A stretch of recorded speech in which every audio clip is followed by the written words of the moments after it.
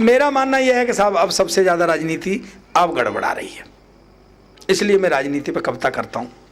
मैं कुछ बंद पढ़ूंगा, मैं प्रतीकों के माध्यम से कविता कहूँगा, किसी का नाम नहीं लूँगा, लेकिन आप तक बात संप्रेषित होगी। अगर मेरी बात आप तक पहुँचती जाए तो मुझे, जैसे आप सुन रहे हैं, ताली बजा करके संकेत करते जाए कि भाई मेरी बात आप तक पहुँचती जा रही है। मैं कविता प्रारंभ करता हूँ, पूरा सदन एक बार ताली बजा करके मुझे आदेश दे।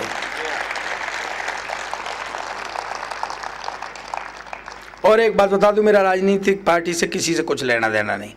अपन तो माँ सरस्वती के बेटे, जो कोई सूत पे आ जाता है उसी पे फायर कर देते। सुने साहब, पीछे देश में आम चुनाव हुए, यहाँ का तो मुझे पता नहीं है, पूरे देश में बीजेपी हारी, पर बीजेपी को यही नहीं पता चला कि वो कब हार गई। लेकिन मजे की बात तो यह, कांग्रेस को यह नहीं पता चला कि वो कब जीत गई। बस वहीं से मैंने एक कविता ली है, सुनिए। अक्कड़ बक्कड़ बम्बे बो 80-90 पूरे 100। अक्कड़ बक्कड़ बम्बे बो 80-90 पूरे 100। खुली लॉटरी भिखमंगों की और गुंडों की पड़ गई पो। अक्कड़ बक्कड़ अक्कड़ बक्कड़ अक्कड़ बक्कड़ अक्कड़। देखो मेरी बात सुनो, वैसे आप बहुत बजा रहे हैं, पर अगर सारे ही मिलके नहीं बजाएंगे ना तो पूरी रात में यही पंक्ति दोहराता रहूंगा। अब मस्ती से सुनो, आनंद से सुनो। खुली लॉटरी भिखमंगों की और गुंडों की पड़ गई पो।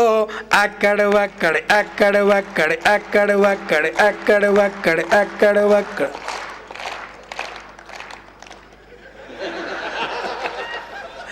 सुने साहब, इस बंद का प्रतीक है बगुला। ये दिल्ली में रहता है, आजकल बहुत दुखी है। आप तक बात पहुंचती है तो मुझे संकेत देते जाना ताली बजा के। धवल पंख वाला एक बगुला सबको अच्छा लगता था।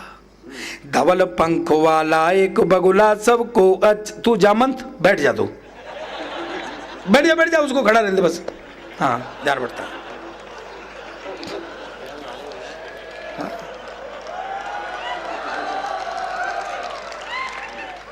सुने साहब, धवल पंख वाला एक बगुला सबको अच्छा लगता था। आदर्शों के भाषण देता था, वह सच्चा लगता था। कुछ बरसों के बाद मिला तो जीवन में तब्दीली थी। पंख पे कीचड़ लगा हुआ था, गर्दन गीली गीली थी। हमने पूछा ब्रह्मचारी जी संयम कैसे टूट गया, और तुम्हारा आदर्शों से रिश्ता कैसे छूट गया। हंसकर बोला हम तो पहले आदर्शों पर जड़े रहे, तुम्हें पता है झंझा बातों में दृढ़ता से खड़े रहे। एक टांग पर करी तपस्या ना सपने साकार हुए, बिन आसन के खड़े रहे तो घुटने भी बेकार हुए। फिर सिंहासन पर बैठे तो साधन नए जुटाए हैं, और विदेशी बढ़िया वाले तो घुटने लगवाए।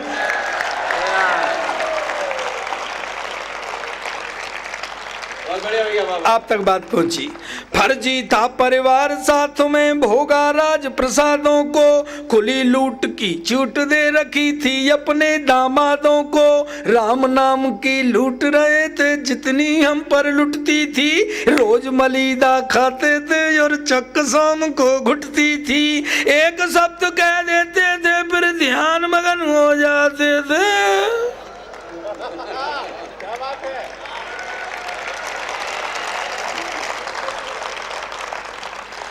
एक शब्द कह देते थे फिर ध्यान मगन हो जाते थे।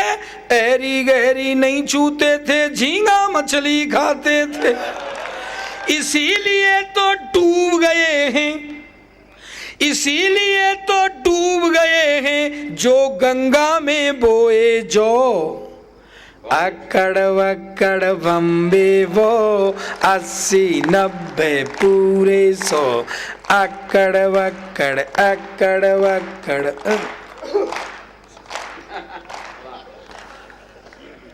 आप तक बात पहुंच गई। कविता भी मेरे ख्याल में आपको अच्छी लगी, इसका मतलब पप्पू पास हो गया। दूसरा बंद सुने साहब, थोड़ी देर आप मेरे संग उत्तर प्रदेश चलें। यहाँ कुछ स्टूडेंट उत्तर प्रदेश से मास्टर या स्टूडेंट हैं उत्तर प्रदेश से? बल्ले बल्ले, तो भरा पड़ा है। हाँ,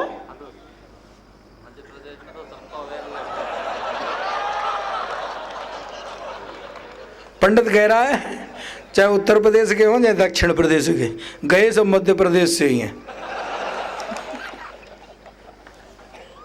सुने साहब, थोड़ी देर के लिए मेरे संग उत्तर प्रदेश चलें। ये उत्तर प्रदेश में क्यों हारे, मैं कारण बताता हूं। अगर आपको लगे कि मेरा कारण सही है तो पूरा सदन तालियों से उसका स्वागत करे। इस बंद के प्रतीक है बिल्ली और बंदर। कुछ रंगों के माध्यम से मैंने कहने का प्रयास किया है, आप तक बात पहुंचे। वैसे प्रतीकों के माध्यम से पूरी बात कहूँगा, आप तक बात पहुंचती जा रही है। सब बुद्धिजीवी श्रोता है, सुने साहब।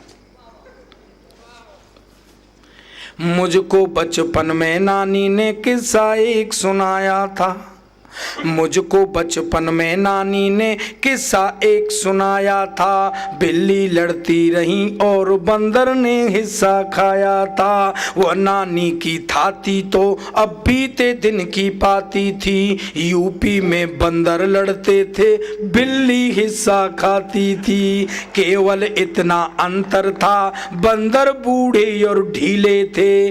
कुछ रंगों के केसरिया थे और कुछ के रंग पीले थे। लेकिन नीली बिल्ली, अगर बात पहुंच गई है तो ताली बजा करके संकेत दे मुझे। लेकिन नीली बिल्ली के तीखे तेवर लासानी थे, उसके आगे अच्छे अच्छे बंदर भरते पानी थे। वैसे तो ये बंदर खुद को राम भक्त कहलाते थे, पर बिल्ली की पूजा करते थे, तलुए सहलाते थे। बिल्ली अड़काती रहती थी और ये थर थर कपते थे। तब तो बंदर राम नाम भी धीरे धीरे जपते थे।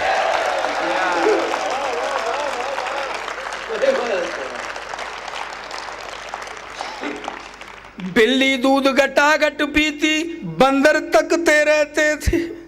दूर कटोरे से रखती थी, झूठन चखते रहते थे। एक समस्या थी साहब, आपको पता है कि जिनको धोखा देकर आए क्या मुंह लेकर जाएंगे। सोचा पूंछ पकड़ बिल्ली की, बैतरनी तर जाएंगे। बिल्ली को पतवार सौंप दी, बिल्ली गोता लगा गई। और कुछ तो पहले ही डूब रहे थे और कुछ बिल्ली डुबा गई। ये बिल्ली चालाक बड़ी है, बंदर डाले इसने धो। अक्कड़ वक्कड़ बम्बे वो 80 90 पूरे 100। अक्कड़ वक्कड़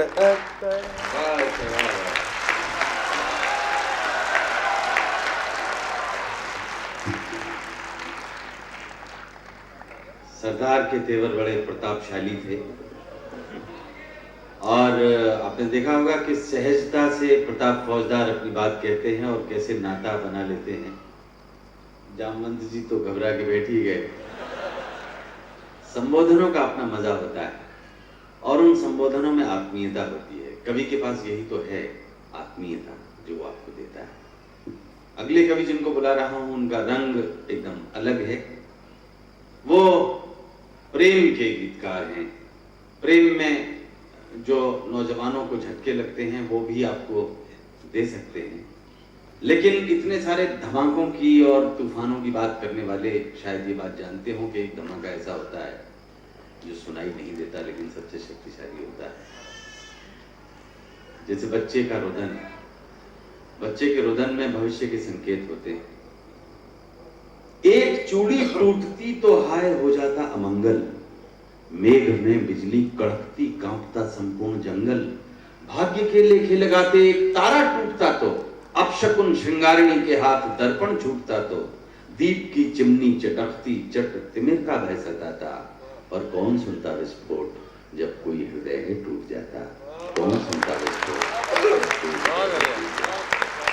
हृदय के टूटने की कोई ध्वनि नहीं होती, कोई आवाज नहीं होती। ऐसी आवाजों को आवाज देने वाला कवि है पवन दीक्षित। हम स्वागत करते हैं उनके अशार के लिए और उनके प्यार से जुड़े हुए महागीत के लिए। मंच को प्रणाम करता हूँ, माँ सरस्वती को नमन करता हूँ, मेरे परम श्रद्धेय गुरु अशोक चक्रधर जी को और साथ में बैठी भाभी जी को नमन। दो पंक्तियों से जोड़ना चाहता हूँ। कहता हूँ कि इस दौर में भी जज्बात लिए फिरता हूँ। आजकल का दौर कैसा है आप जानते हैं। तभी भी कहता हूँ कि इस दौर में भी जज्बात लिए फिरता हूँ। पागल हूँ मैं, दिल साथ लिए फिरता हूँ। इस दौर में भी जज्बात लिए फिरता हूँ। पागल हूँ मैं, दिल साथ लिए फिरता हूँ। आंखों में मेरी आंसू हैं मीरा के, आंखों में मेरी आंसू हैं मीरा के, और होठों पे सुकरात लिए फिरता हूँ। पागल हूँ मैं, दिल साथ लिए फिरता हूँ। इस दौर की बात चली है तो कहता हूँ, कुछ संजीदा बातें हैं शेयर करता हूँ, फिर अपने कलर में आता हूँ कि ये दौरे सियासी खतरनाक है। अभी भाई ने कविता पढ़ी थी इस सियासत पे, तो कहता हूँ कि ये दौरे सियासी खतरनाक है कि सारी फिजा ही खतरनाक है। मेरे ऐब को भी बताए हुनर, मेरे ऐब को भी बताए हुनर, मेरे यार तू भी खतरनाक है। मेरे ऐब को भी बताए हुनर, मेरे यार तू भी खतरनाक है। और जिन दो पंक्तियों के लिए पूरी गजल कहने की कोशिश की है, आप तक पहुंचे, आपको अच्छी लगे तो आशीर्वाद देना कि ये दौरे सियासी खतरनाक है। बुरे लोग दुनिया का खतरा नहीं। कुछ नई बात कहने की कोशिश की है कि बुरे लोग दुनिया का खतरा नहीं, शरीफों की चुप्पी खतरनाक है। बुरे लोग दुनिया का खतरा नहीं, बुरे लोग दुनिया का खतरा नहीं, शरीफों की चुप्पी खतरनाक है। शरीफों की चुप्पी खतरनाक है। आप लोग अपने सपने सच करने के लिए जिन्हें कहां से लोग आए हैं, दोस्तों मित्रों, दो पंक्तियां और देता हूं कि सपने सच करने की धुन में अपने सब खो जाएंगे। सपने सच करने की धुन में अपने सब खो जाएंगे। अपनों से अपनापन रखना, सपने सच हो जाएंगे। अपनों से अपनापन रखना, सपने सच हो जाएंगे। श्रद्धेय अशोक जी कह रहे थे कि दूरियां कम होंगी देशों की, तो मैं, गज़ल एक मोहब्बत की ज़बान है, इशारों की ज़बान है। मेरे इशारे आप तक पहुँचें तो मुझे जताइएगा, बताइएगा। नाम मैं भी किसी देश का नहीं लूँगा। आपको लगे कि बात सच्ची और अच्छी है तो मेरा साथ दीजिएगा।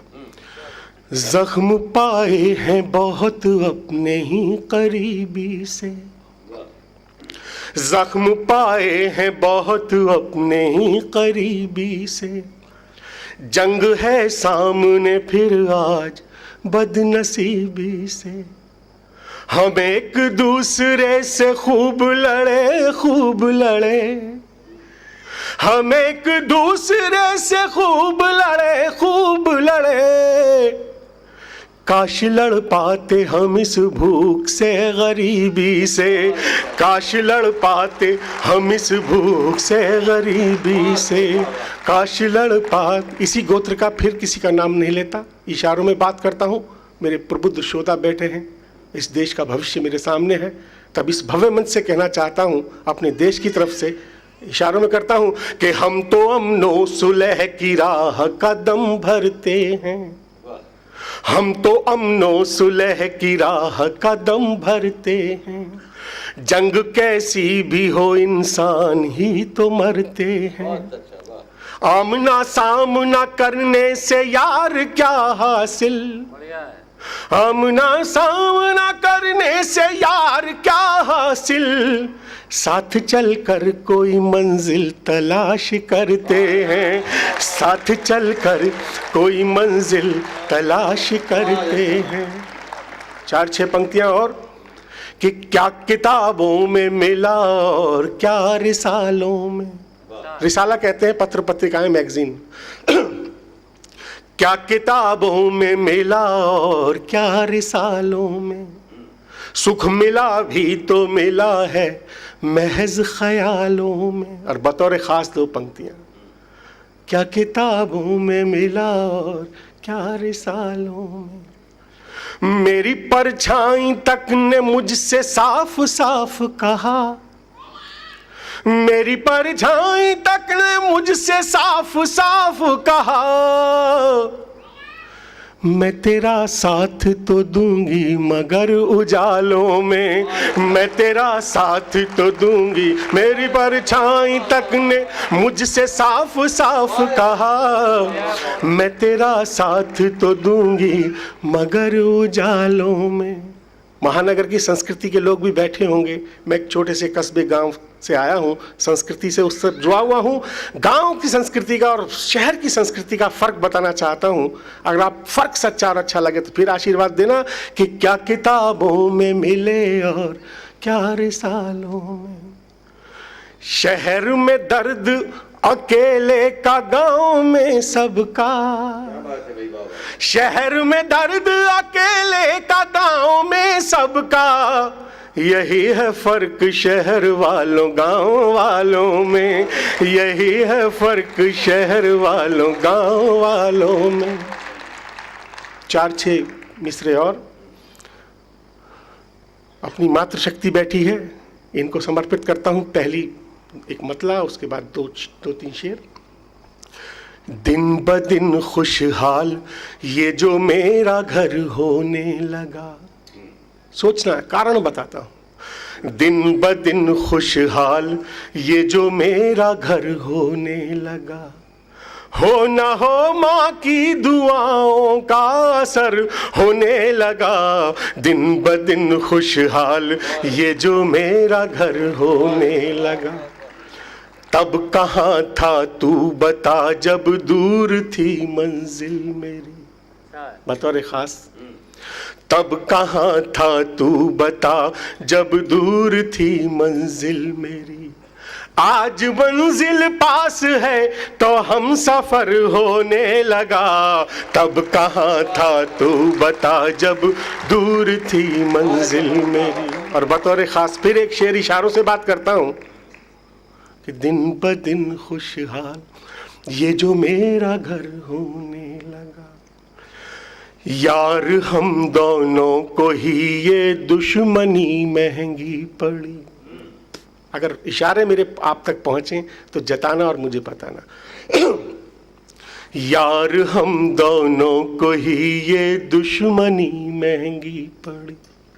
रोटियों का खर्च तक बंदूक पर होने लगा। यार हम दोनों को ही ये दुश्मनी महंगी पड़ी। यार हम दोनों को ही ये दुश्मनी महंगी पड़ी। दोबारा पढ़ दो। रोटियों का खर्च तक बंदूक पर होने लगा। दिन ब दिन खुशहाल। एक मतलब एक शेर और उसके बाद पूरा गीत पढ़ता हूँ कि मुश्किल में साथ दे मुझे ये आस तो नहीं। मुश्किल में साथ दे मुझे ये आस तो नहीं। ऐसा जिगर है यार तेरे पास तो नहीं। ऐसा जिगर है यार तेरे पास तो नहीं। और ये बतौर ख़ास जिस दो पंक्तियों इस शेर ने मुझे बहुत ही मोहब्बतें मिली हैं इससे। मेरी मातृशक्ति बैठी है, नौजवान तबका बैठा है, देश के हालात आपके सामने हैं। तब कहता हूँ कि मुश्किल में साथ दे मुझे ये आस तो नहीं। माँ रोज जेब देखे है बेरोजगार की। माँ रोज जेब देखे है बेरोजगार की। माँ रोज जेब देखे है बेरोजगार की। बेटे की जेब में कहीं सल्फास तो नहीं। माँ रोज जेब देखे है बेरोजगार की। बेटे की जेब में कहीं सल्फास तो नहीं। बेटे की जेब में कहीं सल्फास तो नहीं। अब एक इजाज़त होते गीत पढ़ता हूँ, प्यार का गीत है, ताज़ा गीत है, आपके सामने पढ़ के। और इस प्यार में अगर आपका प्यार भी शामिल हो जाएगा तो मुझे अच्छा लगेगा, सुनाने में मज़ा आएगा।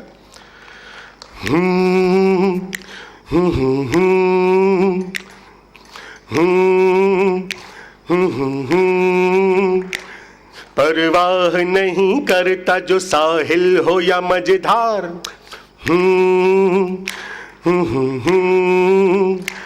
जिसको डरा न पाए कोई तीर न तलवार। परवाह नहीं करता जो साहिल हो या मझधार, जिसको डरा न पाए कोई तीर न तलवार। दुनिया की सबसे पाक चीज क्या है मेरे यार? प्यार प्यार, वो है प्यार प्यार, वो है प्यार प्यार, वो है प्यार प्यार।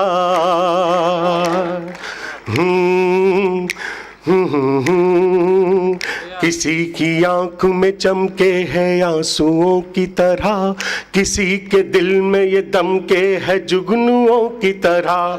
इसकी दीवानगी में खार फूल लगते हैं, प्यार दिल में जो महकता है खुशबुओं की तरह। गुलशन से फूल सब चुने, गुलशन से फूल सब चुने, दीवाने चुने खार। प्यार प्यार, वो है प्यार प्यार, वो है प्यार प्यार, वो है प्यार प्यार। हमारे दिल तो सभी के हैं सीपियों की तरह, किसी किसी में ये मिलता है मोतियों की तरह। हमारे दिल तो सभी के हैं सीपियों की तरह, किसी किसी में ये मिलता है मोतियों की तरह। कहीं राधा कहीं मीरा कहीं घनश्याम है ये, कहीं विरह में तड़पता है गोपियों की तरह। कहने को ढाई आखर, कहने को ढाई आखर, पर जिंदगी का सार। प्यार प्यार, वो है प्यार प्यार, वो है प्यार प्यार, वो है प्यार प्यार। ये है रहीम का धागा कबीर की चादर, राम तुलसी के लिए और सूर का गिरधर। पीर मीरा की है रैदास की कठौती है, ये है सुकरात का प्याला जरा देखो पीकर। जो पी ले इसे उसका, जो पी ले इसे उसका, उतरे नहीं खुमार। प्यार प्यार, ये है प्यार प्यार, ये है प्यार प्यार, ये है प्यार प्यार। बाप की डांट में है और माँ के आंचल में, किसी के बेर में है और किसी के चावल में। बाप की डांट में है और माँ के आंचल में, किसी के बेर में है और किसी के चावल में। किसी की राखियों में है किसी की मेहंदी में, किसी के आंसुओं के साथ बहे काजल में। एक रंग प्यार का है, एक रंग प्यार का है, पर रूप है हजार। प्यार प्यार, वो है प्यार प्यार, वो है प्यार प्यार, वो है प्यार प्यार, वो है प्यार प्यार। मैं एक और गीत के लिए कहूँगा, और मैं अगर तुम्हारा मन है तो। मैं एक कार्यक्रम करता था दोस्तों, वाह वाह नाम का, और उसमें एक विषय रखता था और 3 कवि उसी विषय पर कविताएं सुनाते थे। विषय ऐसा चुनता था जो वरिष्ठ कवि हैं, जिनकी कोई लिखी हुई कविता है, चलो वो ले ली जाए, 2 कवियों को और बुलाया जाए, उनसे भी कहा जाए। तो केपी सक्सेना साहब को मैंने बुलाया, उनका एक लेख था बड़ा अच्छा, पुराने माल की शॉपिंग, बड़ा जमता था, हिट था। तो मैंने पुराना माल उसका विषय रखा। एक कवि की कमी थी कि पुराने माल पे कोई एक और कवि चाहिए जो कविता सुना सके। मैंने पवन को फोन किया, बेटा कल मुझे एक गीत चाहिए, कल रिकॉर्डिंग है, पुराना माल विषय है। तो सुबह 6 बजे, इसे तसल्ली नहीं हुई, जगा दिया फोन करके, और पहला शेर बोला, एक शेर हो गया, ठीक है। 6:30 बजे दूसरा हो गया, 7 बजे तक तीसरे का अवतार हो गया। इस तरह जो एक गजल तत्काल मांग पर तैयार हुई, मैं चाहूंगा अगर तुम वो सुना दो तो। इन लोगों को आनंद आता है। आदेश का पालन करता हूं, लेकिन मैं सोच रहा था, एक बात कहना चाहता हूं कि मैंने देखा कि JIET, जे हमारे ब्रज भाषा में ये जे बात, अब मैं इसका फुल फॉर्म ढूंढ रहा था, मैंने कि क्या हो सकता है, तो मुझे तो जो लगा मैं बताता हूं कि जे इतना इमोशनल टैलेंट, इतना इमोशनल टैलेंट। तब कहता हूं, गजल शुरू करता हूं बगैर किसी भूमिका के। फोटो मिला किसी का कई साल पुराना, कई साल पुराना, फोटो मिला किसी का कई साल पुराना, फिर याद आ गया हमें वो माल पुराना, वो माल पुराना, फिर याद आ गया हमें वो माल पुराना, वो माल पुराना, वो माल पुराना, कई साल पुराना, कई साल पुराना। दिल फेंक थे, शौकीन थे, आशिक मिजाज थे,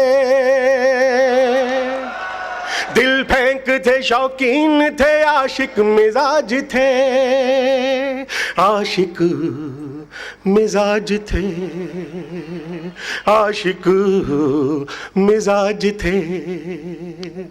दिल फेंक थे, शौकीन थे, आशिक मिजाज थे,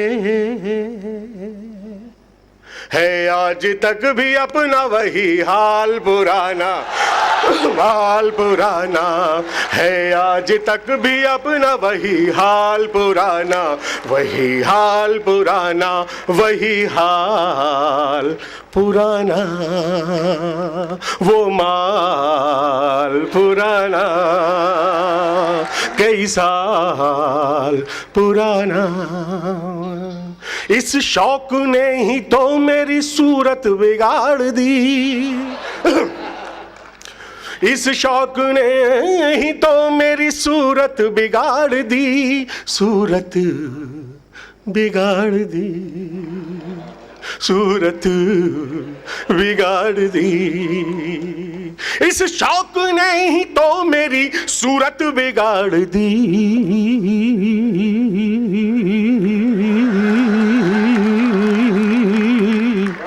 इस शौक ने ही तो मेरी सूरत बिगाड़ दी।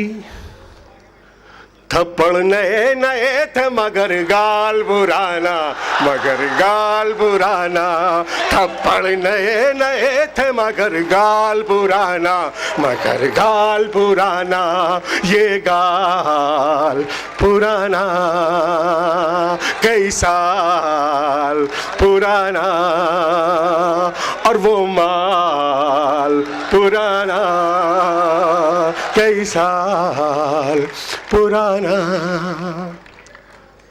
बैठा हूं जाल डाल के कोई तो फंसेगी, बैठा हूं जाल डाल के कोई तो फंसेगी, कोई तो फंसेगी, कैसी तो फंसेगी। बैठा हूं जाल डाल के कोई तो फंसेगी,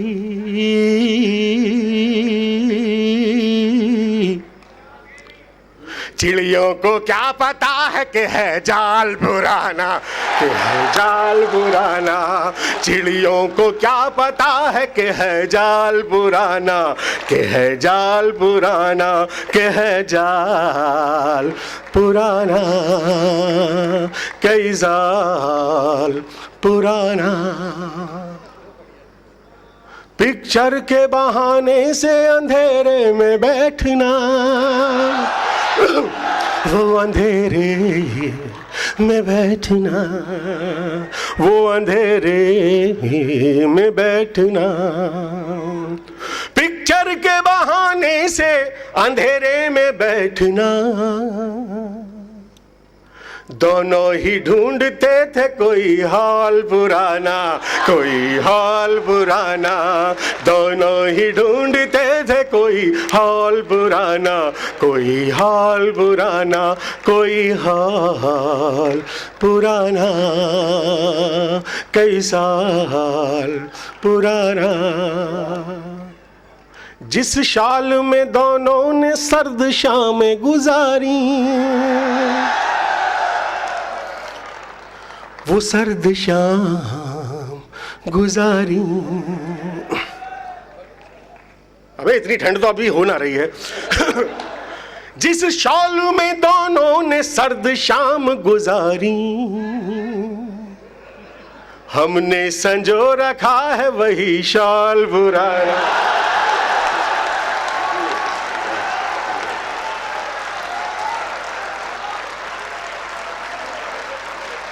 ये था अनुभव का गीत। जो इन अनुभवों से न गुजरा हो वो इसको सराह नहीं सकता। पीछे वाले नौजवान ताली बजा रहे हैं, ये अगली पंक्ति भी उतनी ही प्रसन्न है इसको सुनकर। ये माकड़ साहब तो लग रहा था जैसे उनकी आत्मकथा सुना रहा है। जिंदगी के कितने मोड़ आते हैं, हर मोड़ की अपनी सच्चाई होती है। ये अगली पंक्ति के सारे लोग इन सच्चाइयों से गुजरे हैं। और मैंने आपको ये गीत सुनवाया, इसके लिए धन्यवाद का पात्र असली मैं हूं, वरना ये छोड़ के आ रहा था।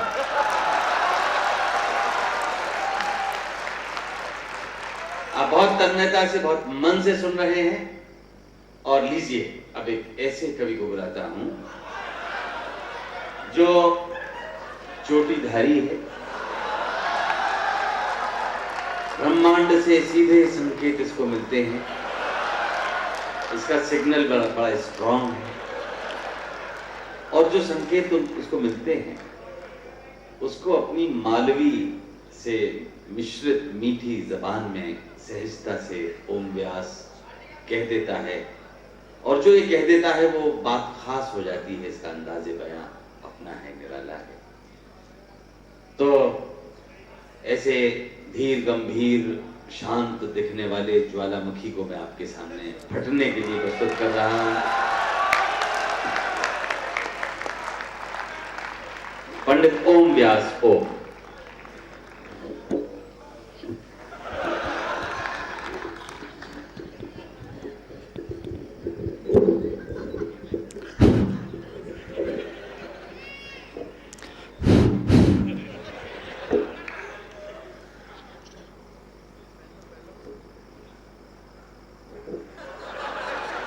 स्वावलंबन भी अच्छा रहता है।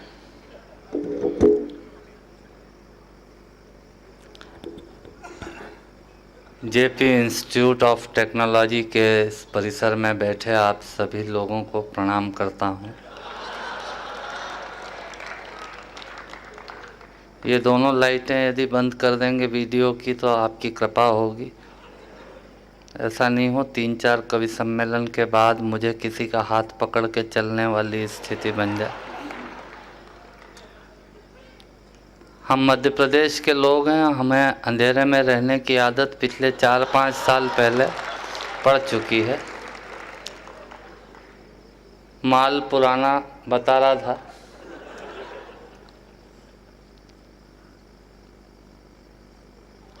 पुराना माल महंगा होता है।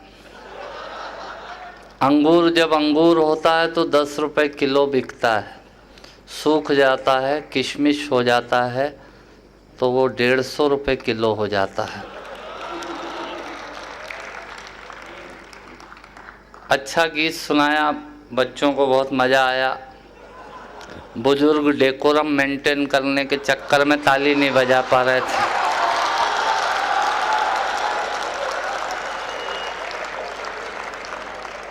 कौन कहता है कि बूढ़ों को प्यार का हक नहीं होता? ये अलग बात है कि लोगों का उन पर शक नहीं होता।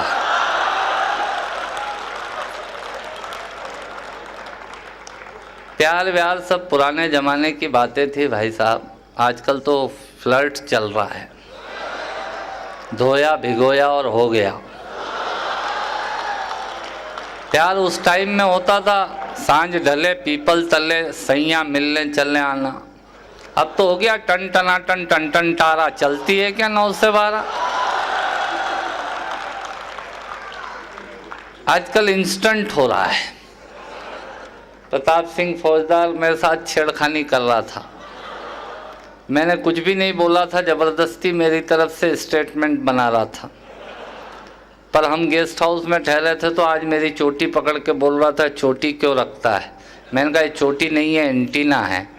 बोले इससे क्या होता है। मैंने कहा इससे विचार आते हैं। बोले इतने से एंटीने से विचार आते हैं, मेरा तो पूरा माइक्रोवेव टावर है, मेरे को क्यों नहीं आते। मैंने कहा प्रताप सिंह विचार तो तेरे को भी आते हैं, पर दाढ़ी की अर्थिंग से नीचे उतर जाते हैं।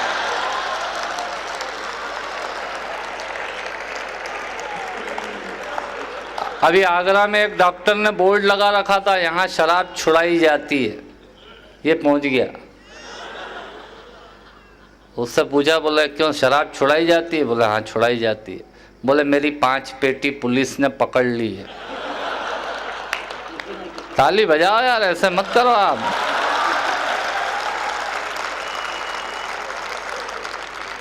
अभी डॉक्टर के पास गया तो बोले मेरे को बुखार आया था 1.5 साल पहले।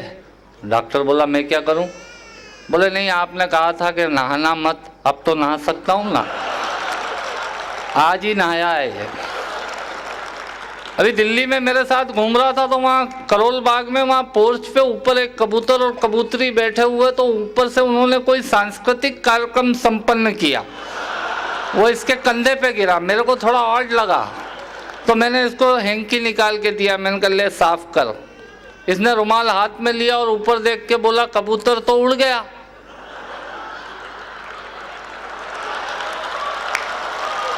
मैंने कहा कंधा ही साफ कर ले। अब अप्रोच गलत है। हंसने के लिए कहीं जाने की जरूरत नहीं, मस्ती के मूड में रहो तो हर जगह हास्य। यदि आप रोने लगे तो दुनिया में ऐसी कोई कंपनी नहीं है जो ऐसे टॉवेल बनाए जो आपके आंसू पोंछ सके। वो गणितज्ञ बैठे हुए हैं, ऐसा बताया आदरणीय श्रद्धेय अशोक चक्रधर जी मेरे गुरु हैं, उन्होंने बताया कि गणितज्ञ बैठे हैं। मैंने किताब में पढ़ा कि ऋण ऋण मिलकर धन होते, गणितज्ञ यही समझाते हैं। ऋण ऋण मिलकर धन होते, गणितज्ञ यही समझाते हैं। माइनस माइनस प्लस, ऋण ऋण मिलकर धन होते, गणितज्ञ यही समझाते हैं। नीचे किसी हास्य कवि ने पंक्ति जोड़ी कि ज़्यादा लोगों से ऋण ले लो तो ऋणी धनी हो जाते हैं।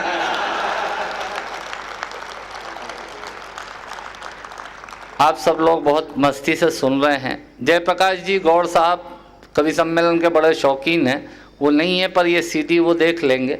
इस बात को जानते हुए माकड़ साहब बैठे हैं, आज बहुत बढ़िया आतिथ्य किया यहाँ। देखिए कविता हंसना जो है, कोई बात नहीं कोई बात नहीं, उसको लग रहा है कि ये क्या चीज़ हो रही है आज। कुछ बच्चे इसलिए हंस रहे हैं, प्रसन्न हैं कि वो मम्मी पापा को एक साथ हंसता हुआ देख रहे हैं। कुछ डाउट भी कर रहे होंगे कि ये वही हैं क्या जो घर पे रहते हैं।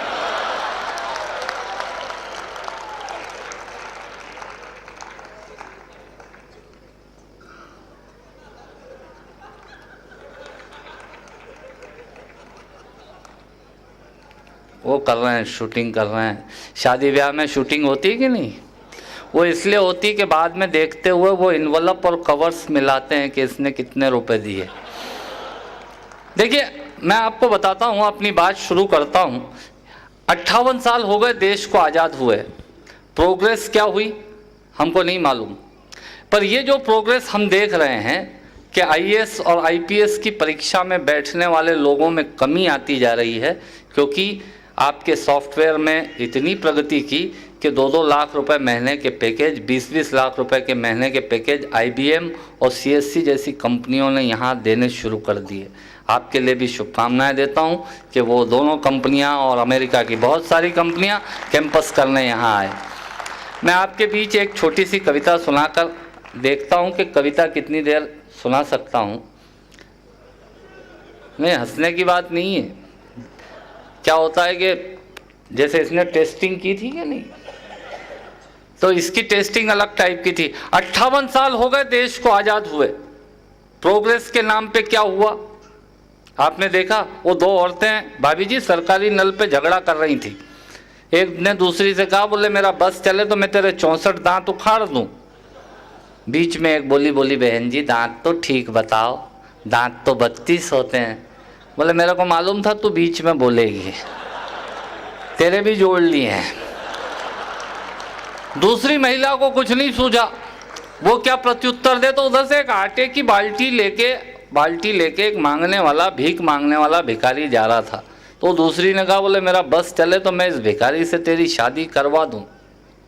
15 मिनट उनका झगड़ा चलता रहा, कोई बीच में नहीं बोला। 15 मिनट बाद वो भिखारी बोला, भाई फिर तुमने क्या नक्की किया,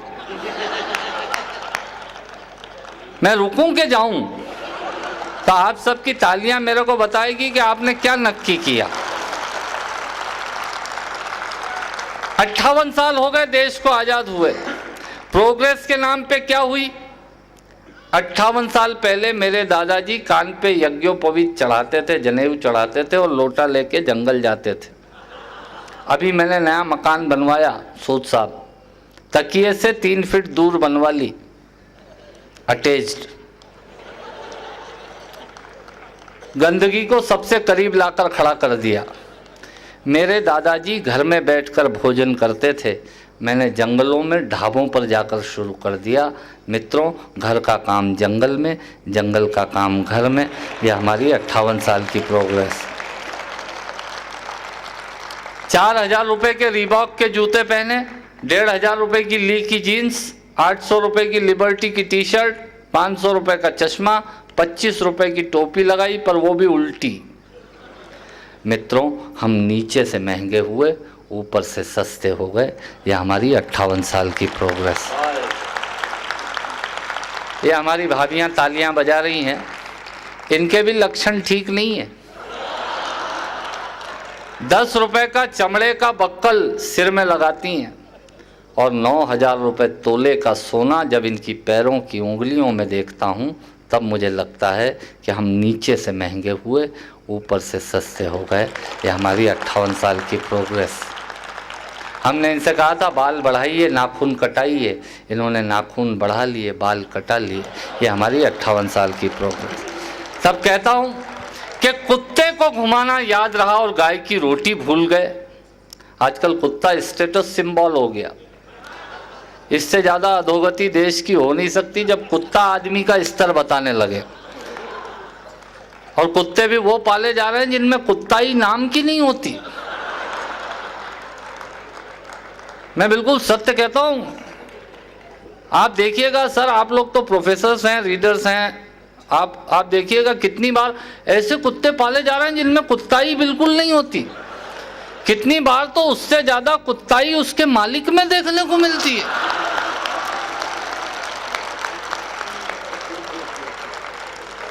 वो कम हाइट के कुत्ते होते हैं ना, इतने बड़े बड़े बाल आगे, इतने बड़े बड़े बाल पीछे। आपने देखा होगा सवेरे कुत्ते जब अपने मालिक को घुमाने निकलते हैं, वो यही सीन रहता है। कुत्ता डिसाइड करता है कि वो कहाँ जाएगा, मालिक तो उसके पीछे पीछे चलता है।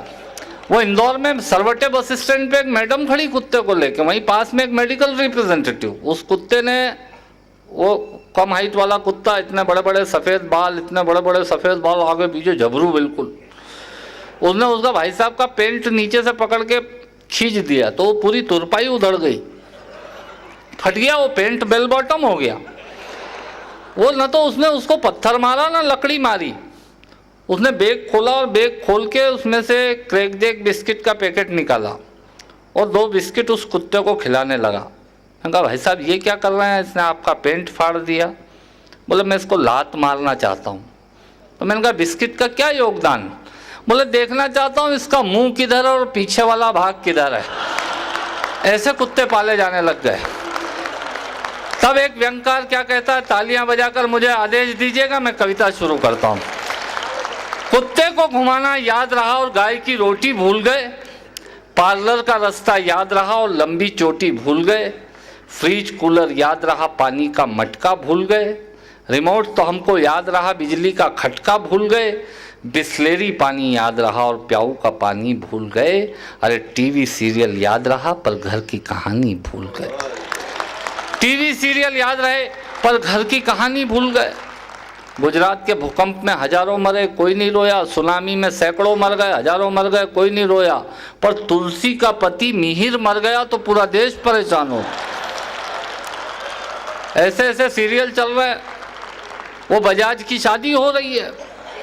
एक वो सीरियल आता ना, सास भी कभी बहू थी, कुसुम कहानी घर घर की, बकवास कचरा।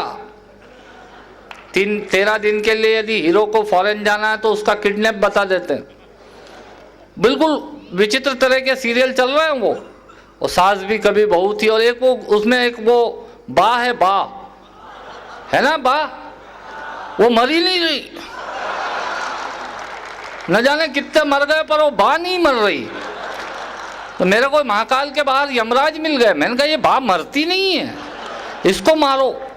बोले यार 15 बार भेजा यमदूतों को, इतना ओवर मेकअप करती है डोकरी के, इसके चक्कर में दूसरी 15 बुढ़ियां इकट्ठी हो गई।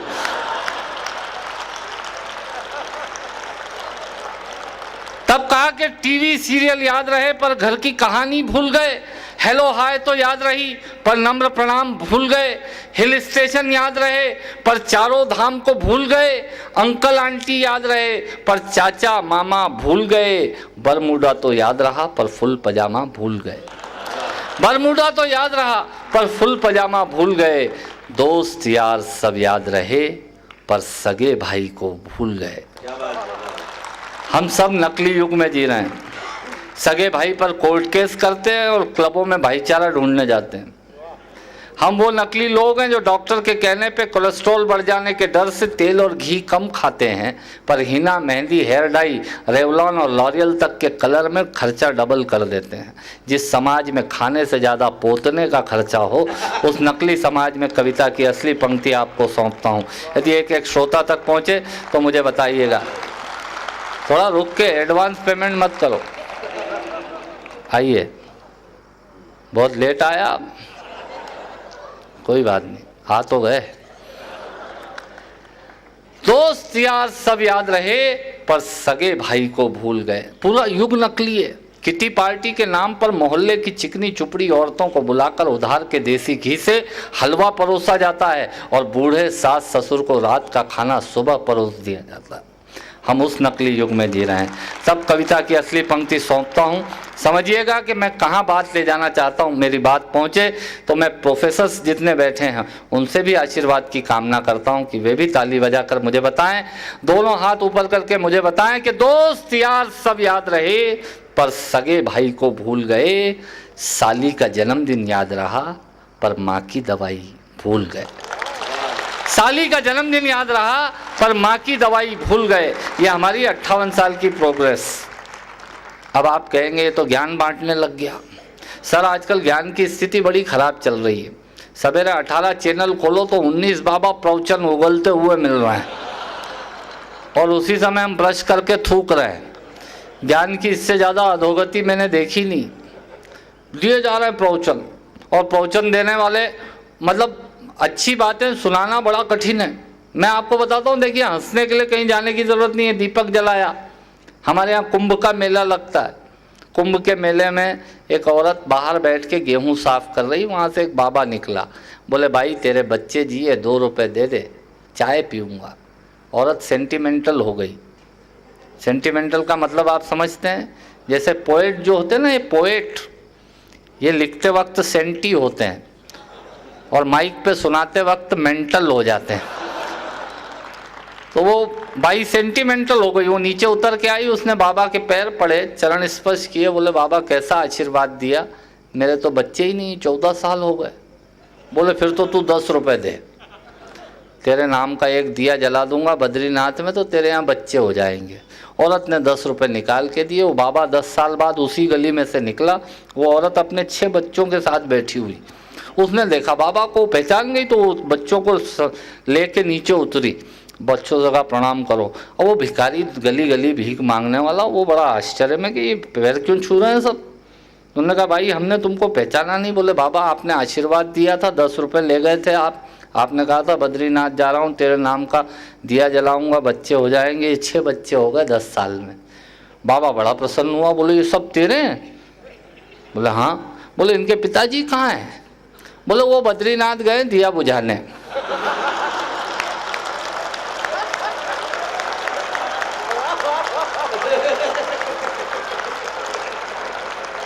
आज अपन ने दिया जलाया है। अब मैं आपको एक कविता सुनाता हूँ।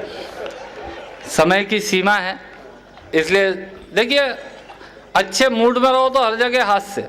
90% लोगों को ये भी नहीं मालूम कि बीमार को देखने जाएं तो वहाँ बोलें क्या। मेरा दावा है जितने प्रोफेसर्स बैठे हैं और बच्चे पीछे तक, 90% लोगों को मालूम ही नहीं। वो बेचारे की टांग लटकी हुई है ट्रैक्शन पे, अस्पताल में भर्ती है और आदमी वहाँ जाके कमर पे हाथ रख के खड़ा हो जाता है। और क्या ये क्या कर लिया? ये बीमार को देखने गया है। बोले ये क्या कर लिया? कल मेरे को सूद साहब ने बताया कि तुम्हारा ऐसे ऐसे एक्सीडेंट हो गया। मैं भी सब्जी लेने निकला था तो मैंने सोचा चलो 5 मिनट तुमको भी सल्टाते चलूं। डॉक्टर कौन है? बोले डॉक्टर श्रीवास्तव। डॉक्टर तो बढ़िया है, अंकल के लड़के का ऑपरेशन भी इसी ने किया था, हालांकि वो तो मर गया, पता ही नहीं लग रहा।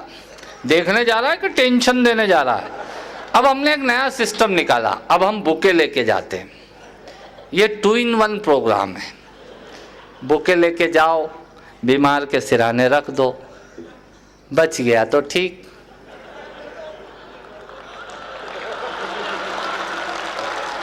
नहीं तो आपकी तरफ से फूल चढ़ी गए।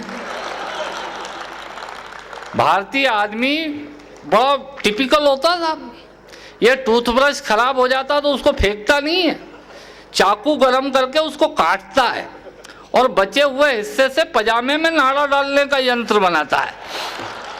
और जो खराब वाला ब्रश है उससे मूछे डाई करने का ब्रश बना लेता है। ये होता है भारतीय आदमी, मिनिमम इनपुट मैक्सिमम आउटपुट। अपना तो सिस्टम ही ऐसा है, फेंकते नहीं है। हर दिवाली पे लोग घर की सफाई करते हैं, पर मेरा दावा है 90% उन्हीं चीज़ों को धो पोंछ के वापस वहीं रख देते हैं। ये होती है हमारी सफाई। मैं आपको एक कविता सुनाता हूँ मनोविज्ञान की। मैं राजनीति पे कविता नहीं करता। मेरा व्यक्तिगत मत ये है कि 2 कौड़ी की राजनीति पे करोड़ों की कविता बर्बाद करने का कोई मतलब नहीं है। जिस दिन समाज सुधर जाएगा राजनीति अपने आप ठीक हो जाएगी। समाज की फैक्ट्री खराब है, इसलिए राजनीति का प्रोडक्शन खराब आ रहा है। आप लोग तो बुद्धिजीवी हैं, वो उस टाइप के बुद्धिजीवी नहीं है। वो एक बुद्धिजीवी ने जेरोक्स फोटोकॉपी की दुकान लगाई तो उसने बाहर बोर्ड लगाया, हमारे यहाँ सभी भाषाओं में फोटोकॉपी की जाती है। मैंने कहा तो ज़्यादा ही बुद्धिजीवी है यार। मज़ा तो तब आया जब मैंने अंग्रेजी कागज़ की फ़ोटोकॉपी कराई तो उसने वहीं मेरे को बिठाया, फिर ओरिजिनल की फ़ोटोकॉपी से स्पेलिंग मैच करी। मैंने कहा ये बहुत बुद्धिजीवी है। मज़ा तो आपको तब आएगा और ताली आप तब बजाओगे जब उसको एक सफ़ेद कागज़ की ज़रूरत थी और उसने उसकी भी जेरोक्स निकाली। तो आप उस टाइप के बुद्धिजीवी नहीं हैं, आप तो दूसरे टाइप के हैं। मैं आपको एक कविता सुनाता हूँ, मनोविज्ञान की कविता का शीर्षक है मज़ा ही कुछ और है। सुनिएगा, आनंद लीजिएगा, आपको बहुत आनंद आएगा, मज़ा आएगा। आप सुनिए, कविता का शीर्षक है मज़ा ही कुछ और है। ये अनवांटेड सजेशन देने वाले लोगों पे लिखी हुई कविता है, आपको आनंद देगी। अनवांटेड सजेशन देने वाले लोगों को आप जानते हैं, जो ज़बरदस्ती राय देते हैं। आप मांगो या मत मांगो, वो तो खुद आएंगे। खुद किराए के मकान में रहते हैं पर आपके बनने वाले 20 लाख के मकान में ये राय देने आएंगे स्कूटर से कि वास्तु के हिसाब से किचन आग्नेय कोण में होना चाहिए। ये होते हैं रायचंद, इनको बोलते हैं राय सिंह, राय बहादुर। इनका एक ही काम रहता है, राय दो। मेरे एक दोस्त की दादी मर गई, हम उठाने की तैयारी कर रहे, इतने में ही मेरे कंधे पे एक ने हाथ रखा। मेरे से कहने लगे भाई साहब कहाँ ले जाएंगे इनको? अब प्रश्न देखना आप, कहाँ ले जाएंगे? मैंने कहा टॉकीज में ले जाएंगे। बोले यार आप बहुत मजाक करते हो। मैंने कहा मर गई है डुकरिया तो कहाँ ले जाएंगे? बोले नहीं, कौन से शमशान पे ले जाएंगे? हमारे उज्जैन में 2 शमशान हैं। मैंने कहा नए वाले पे। बोले यार पुराने वाले पे ले जाते तो वहाँ का मज़ा कुछ और है यार। मैंने कहा इस बुढ़िया के जलने में तेरा मजा कहाँ आ गया। पर आदमी राय दिए बगैर छोड़ता नहीं है साहब। आप देखना कभी किसी की डेथ में उसमें फनरल में जाएं आप तो वहाँ लकड़ी जो चिता जमाते वक्त भी एक रायचंद आएगा, बोला अशोक भैया ये मोटी वाली लकड़ी अलग धर लो, ये ऊपर धरने के काम आएगी। मैंने कहा तू क्या 5-7 बार मरा है क्या। पर ये रायचंद नहीं, हर जगह मैटरनिटी होम का चुनाव हो या चिता जमाते वक्त का समय, हर वक्त उपलब्ध है रायचंद। इनका एक ही काम, राय दो, कोई मांगे या नहीं मांगे आप दो। इन्हीं रायचंदों पे कविता लिखी। इनका एक तकिया कलाम होता है, यार आप जैसे गुना गए, गुना से कपड़े खरीद लाए तो बोले ग्वालियर से लाते यार, ग्वालियर का मजा ही कुछ और है। ये इनका ये तकिया कलाम आप समझते हैं। जैसे मैं आपसे बात कर रहा हूँ इस वक्त एक सेकंड ब्रेन मुझे वोकेबुलरी में से शब्द सप्लाई कर रहा है। इस शब्द सप्लाई में जो डिले होता है उसको फुलफिल करने के लिए बीच में तकिया कलाम फंसाए जाते हैं।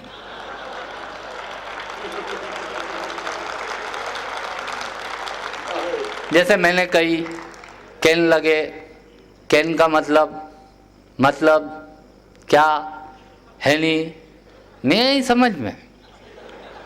आपने नहीं कहा तो फिर पूरी समझाएगा। ये तकिया कलाम होते हैं। एक का तकिया कलाम तो बड़ा विचित्र, बोले बसंत विहार से जयप्रकाश गौड़ साहब की चिट्ठी आई है, चिट्ठी में लिखा है बोले। मैंने कहा यार जेपी साहब ने लिखा है तो बोले कैसे, पर वो बोले उनका तकिया कलाम। तो तकिया कलाम बड़े टिपिकल होते हैं और तकिया कलाम ऐसे होते हैं। अच्छा कितने लोग कथा बहुत गंदे तरीके से सुनाते हैं। जैसे वो बताएंगे आपको कि हम यहाँ से ट्रेन में बैठे, 3 लोग थे डब्बे में, कितने, आपने कहा 3, और 2 पुलिस वाले चढ़े रोटियाई से, कितने। वो आपसे आंकड़े बुलवाते चलेंगे। बस मैंने वहीं से कविता पकड़ी, आपको आनंद आएगा। जितने पीछे स्टूडेंट्स बैठे हैं सबको शुभकामनाओं के साथ सौंपता हूँ एक छोटी सी कविता। कविता का शीर्षक है मजा ही कुछ और है। जब मैं कहूँ मजा ही कुछ और है आप ताली बजा दीजिएगा ताकि मेरे बाल बच्चे आपको दुआ देंगे। दांतों से नाखून काटने का कीन ऑब्जर्वेशन है सोसाइटी का, आपको मजा आएगा। पायलट साहब आप देखिएगा विदाउट पॉलिटिक्स कविता कैसे निकालता हूँ। दांतों से नाखून काटने का, छोटों को जबरदस्ती डांटने का, पैसे वालों को गाली बकने का, मूंगफली के ठेले से मूंगफली चखने का। मैं आपसे बिल्कुल कह रहा हूँ, यदि प्रिंसिपल साहब हों यहाँ के या हमारे आदरणीय गुरुवर अशोक चक्रधर जी हों या मैं हूँ, हम कहीं भी हों, 100 ग्राम मूंगफली खरीदते हैं तो 2 मूंगफली फोकट की जरूर खाते हैं। यह आदमी की आदत होती है। दांतों से नाखून काटने का, छोटों को जबरदस्ती डांटने का, पैसे वालों को गाली बकने का, मूंगफली के ठेले से मूंगफली चखने का, कुर्सी पे बैठ के कान में पेन डालने का और रोडवेज की बस की सीट में से स्पंज निकालने का। मजा ही कुछ और है, मजा ही कुछ और है। एक ही खूंटी पे ढेर सारे कपड़े टांगने का, नए साल पे दुकानदार से कैलेंडर मांगने का। भले घर में जगह नहीं होगी। मेरे एक दोस्त है, एक कमरे के मकान में रहता है, पर पूछेगा जरूर क्यों सेठ इस बार कैलेंडर वेलेंडर नहीं आए क्या। मैंने कहा तेरे घर में तो जगह नहीं है क्या, भाभी की चोटी पे टांगेगा कैलेंडर, पर मांगेगा जरूर कैलेंडर। एक ही खूंटी पे ढेर सारे कपड़े टांगने का, नए साल पे दुकानदार से कैलेंडर मांगने का, चलती ट्रेन में चढ़ने का, दूसरों की चिट्ठियां पढ़ने का, मांगे हुए स्कूटर को तेज भगाने का और खुद को नींद नहीं आने पे पत्नी को जबरदस्ती जगाने का।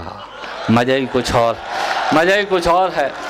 चोरी से फल फूल तोड़ने का, चोरी से फल फूल तोड़ने का, खराब ट्यूबलाइट और मटकों को फोड़ने का, पड़ोसन को घूर घूर के देखने का।